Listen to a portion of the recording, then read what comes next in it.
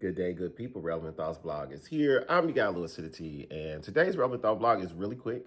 It's more like putting a bug in your ear than it is just a complete thought out expression that I wanted to share today. It's more creating a sense of urgency. Like, what would you do if you knew that your last conversation with someone would be your last conversation? And it doesn't have to be morbid, right? It doesn't have to be that the person has passed away. We could say that this will be the last conversation for a really long time. How would you treat them? What would you say? What would that look like? And I bring that up just because I was thinking about the other day the end of relationships, the end of friendships, the changing of relationships and friendships, because sometimes they don't end, right? They just become something very different. Whereas maybe we talked every day and now we just check in on each other, a couple times a year, which is perfectly okay.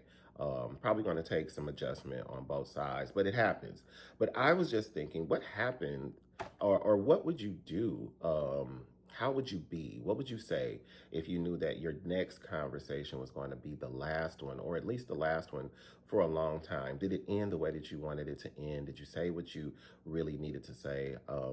Do the people who you know and associate with and who you love, do they know how you really feel? Have you had that conversation recently? Have you shared some of those thoughts? I feel really privileged in this area. Most people that I communicate with, we find a way, whether it's through laughter or very serious moments, but we always kind of know how we feel about one another. We always express how we feel about one another. And most of our interactions are just pure joy.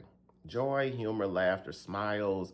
And if it's not that, we're checking in on each other and it's something that is thoughtful and considerate. So even if it's not us, being very serious about I love you and I hope the best for you, we just seem to find a way to share that. So my thought for you today is, have you had all the conversations that you've needed to have with people? Have you expressed how you feel about them, how you care about them, what they mean to you?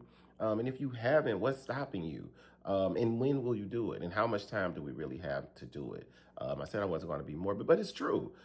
Things happen and things change in a blink of an eye, and we just don't know. So, when is the last time you've had a really good conversation with a person, and that conversation contained within it you expressing to them how you felt about them and what they mean to you?